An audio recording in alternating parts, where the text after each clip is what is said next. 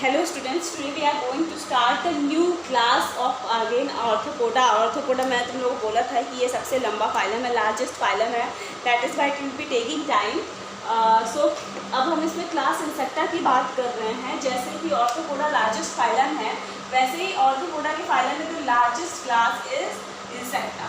सो हम इसे लिख सकते हैं कि लार्जेस्ट क्लास. ओके, अब इसके अगर फीचर्स की बात करें कि इसमें क्या फीचर्स है. The body is divided into 3 parts.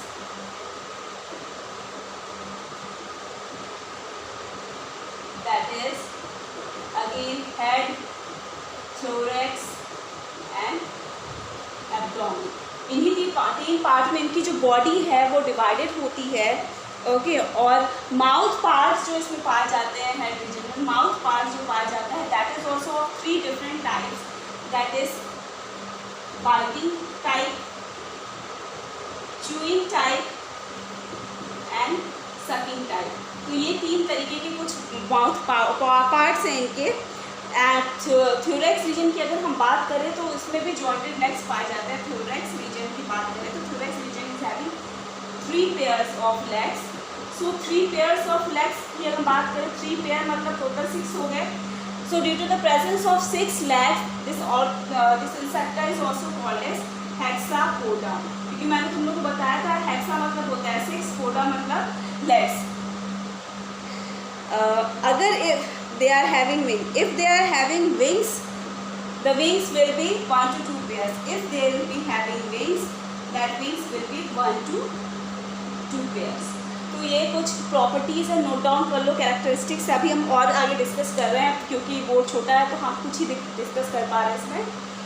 Okay, now moving on to the excretion part. कि एक्सक्रीशन के लिए इसमें क्या कौन सा ऑर्गेनिज्म रिस्पॉन्सिबल होगा. तो for excretion Malpighian tubules is required. Malpighian tubules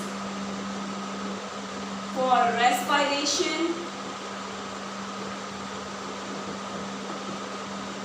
trachea is there for respiration. And if we talk about the examples, so we will be going to discuss cockroach, silverfish, we will be discussing butterfly,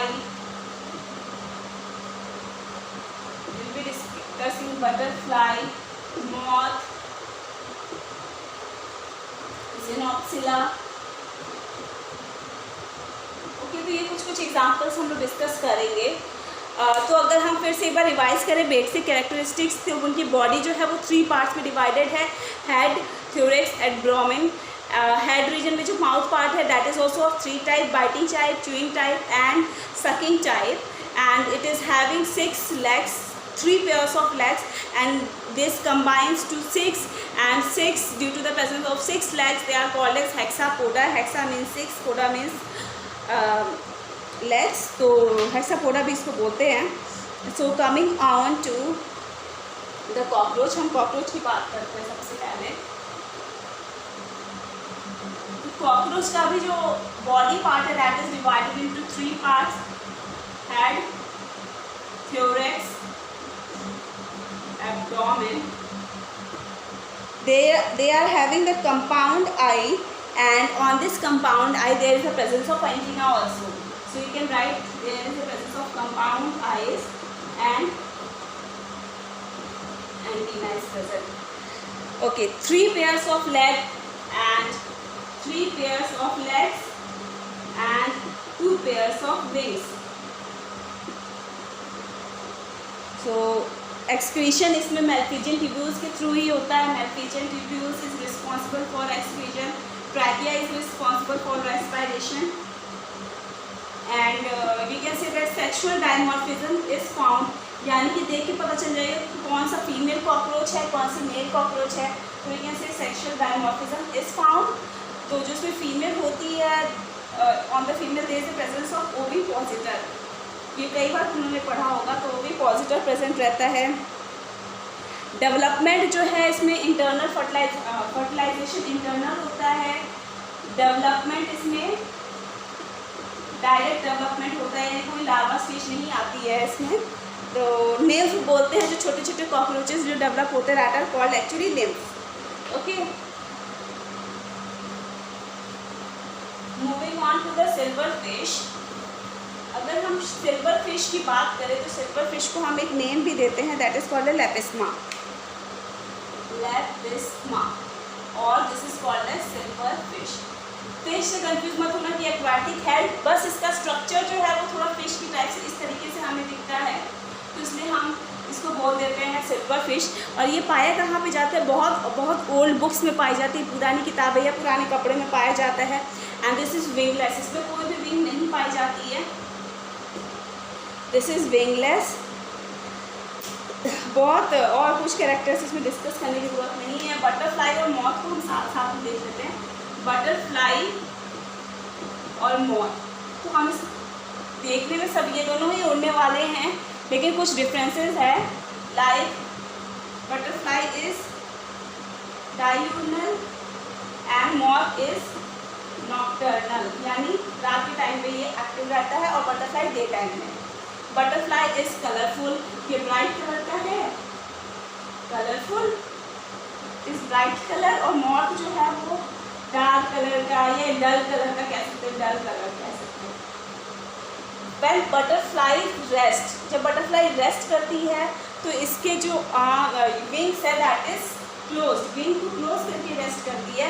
and moth rest by opening the wings, इसकी wings open करके, opening the wings during resting, opens the wings during resting.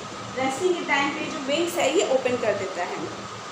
Okay, now moving on to the next example that is apis। apis यानी बीज, हम इसमें हनी बीज को देखने वाले हैं।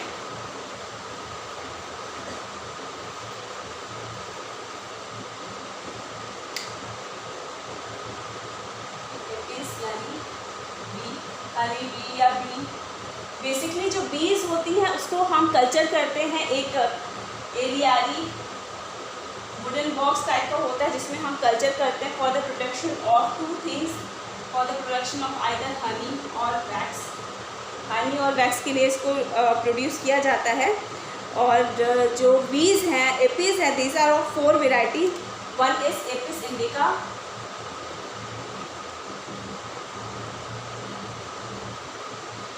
एपिस इंडिका, एपिस डॉर्सेटा,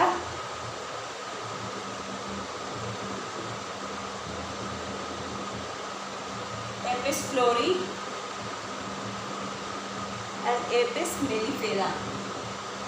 ठीक है, these 3 varieties, Apis indica, Apis dorsata, Apis florea, ये तीनों की तीनों वेराइटीज़ है। That this varieties are Indian, ये इंडियन वेराइटीज़ है।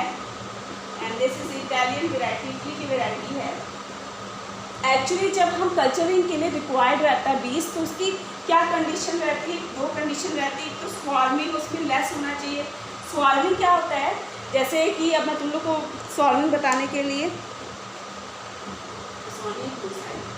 स्वार्मिंग कैरेक्टरिस्टिक्स बीज में होनी चाहिए फॉर कल्चरिंग। स्वार्मिंग कैरेक्टरिस्टिक क्या है उसको देखने के लिए सबसे पहले हम देख लेते हैं कि जो बीज होती है उसमें 3 टाइप के बीज हमें मिलती है। एक तो होती है क्वीन, जो कि फर्टाइल होती है, इसका काम रहता है एग को ले करने का।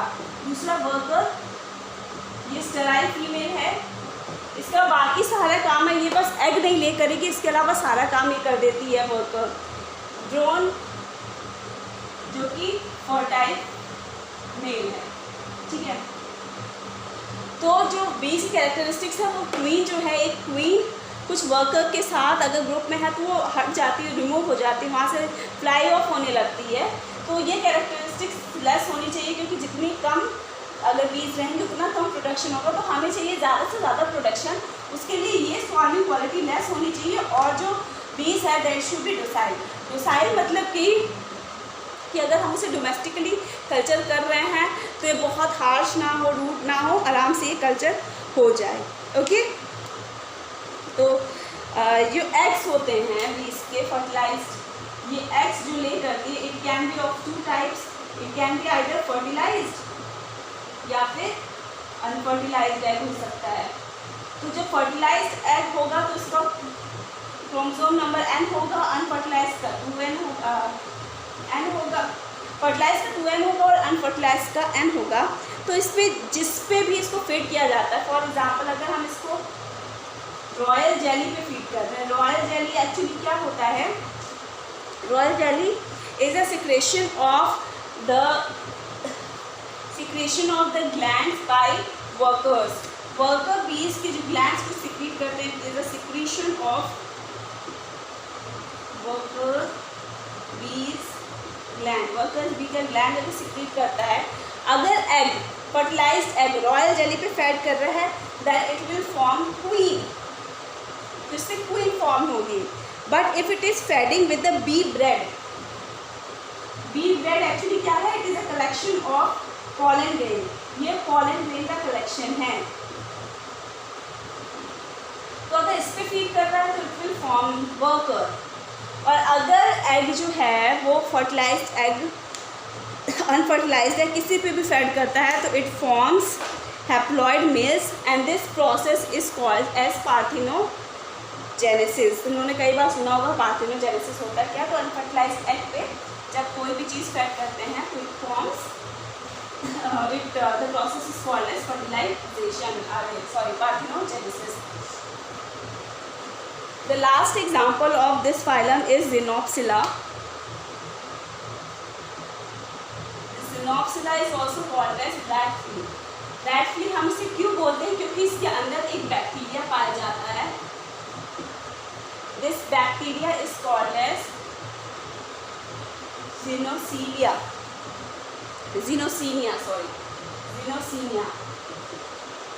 This bacteria is actually endoparasite. Endoparasite है ये किस पे, एंडोपैरासाइट है ये Xenopsida पे, Xenopsida पे एंडोपैरासाइट क्या है, Xenoxenia। ठीक है, अब ये Xenopsida जो है ये फर्दर रैट के ऊपर पैरासाइट है, यानी it act as an ectoparasite on rat. तो ये जो प्रोसेस शो कर रहा है, it is actually hyper parasitism, मतलब कि पैरासाइट पे पैरासाइट,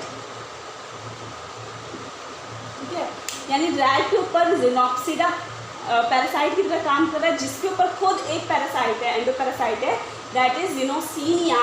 तो इसको हम बोलते हैं hyper parasite. Xenopsida actually rat flea हम इसीलिए बोलते हैं क्योंकि हम कंसिडर करते हैं इसको, ये बेसिकली कॉज करता है डिजीज़ प्लैग। और पहले ये सोचा जाता था कि रैट की वजह से होता है, लेकिन रैट की वजह से नहीं होता है, ये होता है ड्यू टू Xenopsida, जो कि खुद एक रैट के ऊपर एक पैरासाइट की तरह काम करता है। So this is all about the class Insecta. If you have any doubt please do message me. Okay, thank you, bye bye.